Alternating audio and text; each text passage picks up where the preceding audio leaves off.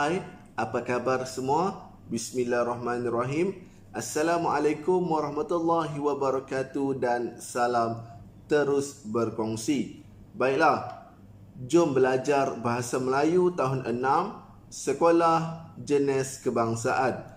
Sebelum meneruskan pembelajaran kita untuk kali ini, saya harapkan adik-adik, rakan-rakan guru serta para ibu bapa sentiasa berada dalam keadaan sihat walafiat.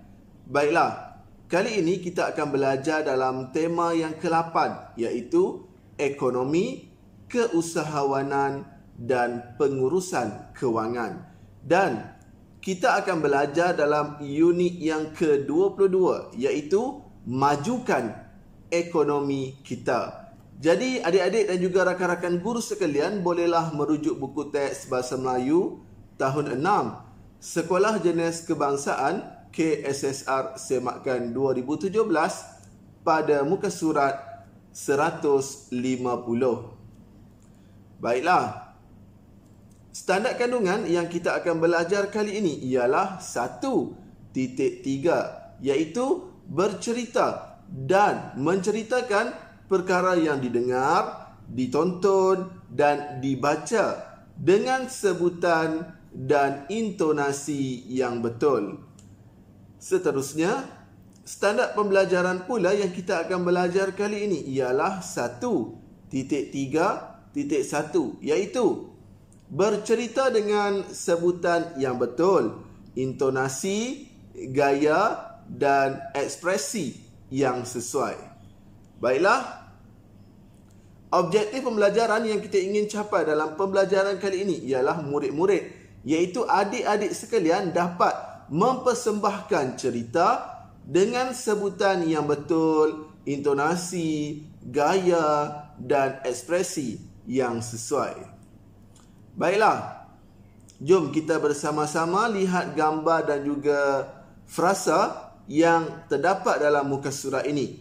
Baik, gambar pertama kita lihat meredah hutan mendaki bukit, iaitu gambar yang menunjukkan beberapa orang sedang meredah hutan serta mendaki bukit. Seterusnya, gambar di sebelahnya berjumpa pokok tualang sarang lebah. Jadi, apabila mereka meredah hutan, mendaki bukit, mereka jumpa pokok tualang yang mana ada sarang lebah.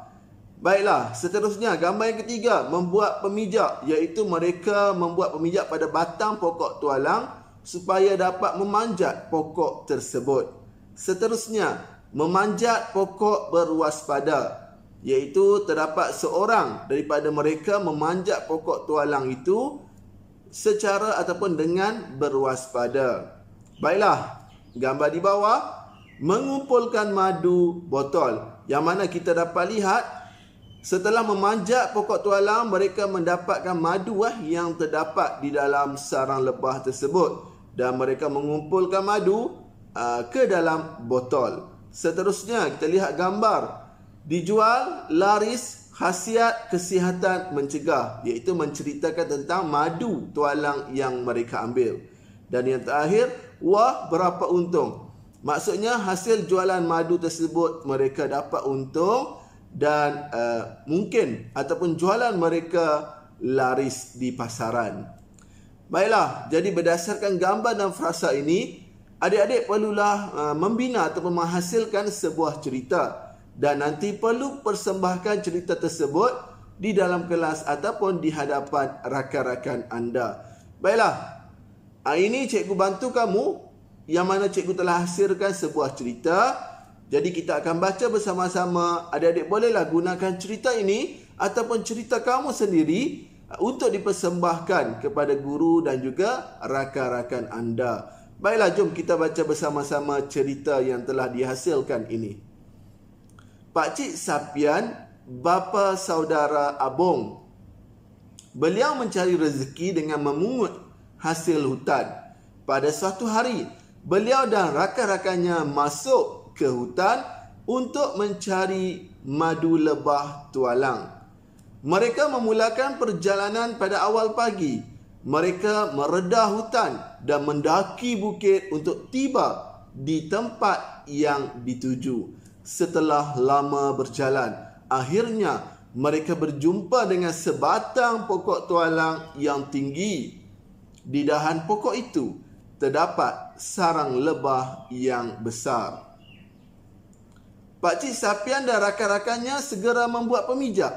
Pemijat itu akan digunakan untuk memanjat pokok tualang itu. Pakcik Sapian memanjat pokok tualang itu pada waktu yang sesuai. Beliau sentiasa berwaspada ketika mengambil sarang lebah itu. Pakcik Sapian dan rakan-rakannya mengumpulkan madu lebah itu. Mereka memasukkan madu yang dikumpul itu ke dalam botol. Setelah itu, mereka pun menjual madu lebah tualang itu kepada orang ramai. Mari beli madu lebah asli, laung Pakcik Sapian. Beliau mahu menarik perhatian pelanggan. Tidak lama kemudian, madu yang dijual oleh Pakcik Sapian habis dijual. Madu itu sangat laris. Madu itu berkhasiat dan baik untuk kesihatan. Wah, banyaknya wang, jerit rakan Pakcik Sapian. Berapakah keuntungan yang kita peroleh? Tanya rakan Pakcik Sapian. RM2,000, jawab Pakcik Sapian. Beliau amat gembira kerana mendapat untung yang besar. Baiklah, jadi inilah sebuah cerita yang mana kita hasilkan berdasarkan gambar dan juga frasa sebentar tadi. Ingat, adik-adik boleh guna sebagai contoh dan boleh juga hasilkan cerita anda sendiri. Baiklah, jadi itu saja pembelajaran kita untuk kali ini. Semoga apa yang kita belajar mampu memberi manfaat, seterusnya meningkatkan penguasaan adik-adik dalam subjek bahasa Melayu. Semoga kita berjumpa lagi dalam pembelajaran yang akan datang. Sekian, terima kasih. Jumpa lagi. Assalamualaikum. Bye-bye.